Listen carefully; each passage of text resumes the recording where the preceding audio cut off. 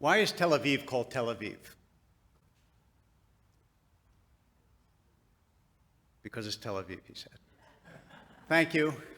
Shabbat shalom. So a tel is something for which there is no, as far as I know, no English equivalent. Those of you that have been to Israel have certainly seen a tel, even if you weren't aware or don't remember what it is. A tel is basically a mound where there was a civilization, then there was another one built on top of it because people are lazy and they don't want to clean everything out, so they just build on top, and on top, and on top, and on top, and you have these mounds, and when archaeologists dig down, they dig down the tel through one civilization and another, and another, and another, each one deeper than the one on top of it. Aviv is the Hebrew word for spring. So Tel Aviv is the old and the new, because spring is about renewal. And it was deliberate, that name, obviously, because Israel wanted to signal to the world that there was this ancient tie, but also it was a modern country. I bring this up because we just returned from a trip to Israel. Most of the time was spent in Tel Aviv. And that was deliberate, because the trip was designed the same way as this sermon is designed. And I'll explain to you what I mean. Most sermons about Israel, most speeches about Israel, are either about the ancient tie to the land and the way Israel is significant for Jewish history and Jewish tradition. That's one category. And the other category involves some sort of threat, right? The political situation, anti-Semitism, the surrounding countries, the threat, and those are basically the two categories in which we mostly see Israel. For good reason, by the way. I'm not saying you shouldn't have those sermons and those trips where you go to the border and you spend a lot of time in Jerusalem and you see the history and you see the political situation and you have government officials come and tell you things that they claim they never tell any other group, but they'll tell you. But in fact, they'll say that to the group that comes right after. All that is fine. But think about it this way. People live their day to day, and they don't live in antiquity, and they don't live in a political situation. And the question is, what's that Israel like?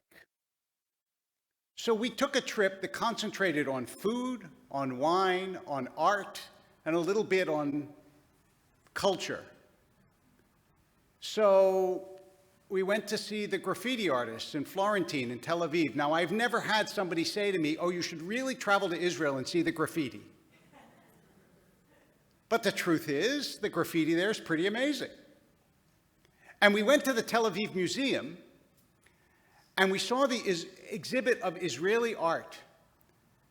And our guide told us something fascinating, which is the exhibit of Israeli art is divided up into earth, air, water, and fire. And he said the reason was that the curator, the person who put that exhibit together, didn't want the art to serve a narrative about Jewish history. So they didn't go from ancient times to modern times. She wanted the art to stand on its own, so that you wouldn't walk in and say, okay, so this is from this period, or this is about this subject in history, or instead it was just art. When we went to Castel Winery and looked out over the Judean hills, nobody told us about the historical significance of the Judean hills. They only told us about the wine, which was pretty good, by the way. I have to say, in all the strides that Israel has made, the greatest strides have been in kosher wine. Because kosher wine, when I was growing up, well, was sweeter than grape juice. I'll just say that. Now there's lots of varieties and lots of producers, some of them very small. We went in the shuk to this craft beer place that has over 200 varieties of beer. We went to a whiskey bar and museum where there's a wall about as big as that wall that is just covered with bottles of whiskey from all over the world. And so there is this other Israel that we don't generally talk about. But you know, in this morning's Parsha, Isaac, Yitzchak, is the only patriarch who never leaves the land. He always stays in Israel his entire life. And you have to think that if you stay in a land your entire life, you do a lot of normal living. You don't only live in a political situation or a historical situation. So we had a wonderful presentation by a rabbinical student with the fabulous name of Nisimi Naim Naor about Jewish food. And the truth is, I don't mean to burst anyone's bubble, but there really is no Jewish food. There's Middle Eastern food that Jews eat as Jewish food, and there's Eastern European food that Jews eat as Jewish food, but there's no food that's specifically Jewish food. This morning in the Torah portion, we have lentil stew. Maybe that, because Yaakov made it, can be called Jewish food. But despite the fact that there is no specifically Jewish food, because you always make food from the produce of the land in which you live, right? And Jews lived everywhere. Nonetheless, some of the best restaurants in the world are in Tel Aviv. And a little bit in Jerusalem too, but more Tel Aviv. And some of the best chefs in the world come out of Israel, including the top-rated restaurant in the United States in Philadelphia, which is Michael Salamana, I believe is his name, an Israeli chef. And so to go to Israel, to have food and wine and see art, sounds to most of us like, isn't that why you go to Italy, right? Why would you go to Israel to do that? But you can, and it's wonderful. And you realize that when you're outside of a place, only the drama of the place is apparent to you. So if something terrible happens in Israel, we hear about it. But if somebody makes a great wine, probably goes right by you. And yet, if you want to have a vacation, just to have a vacation, you can also go to Israel. Not only, by the way, are the streets safe, and honestly, though I hate to put it in this context, safer than American cities of the same size by far, but also the people are really interesting and very varied and come from all over the world and speak a zillion different languages and have all sorts of different kinds of initiatives and stores, and you can go to Israel even for shopping.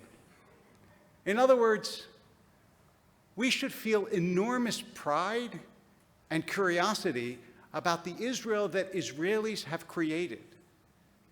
Because when you go to that art exhibit, and it's about earth, air, fire, and water, nonetheless, in every picture, you get the resonance of Jewish history.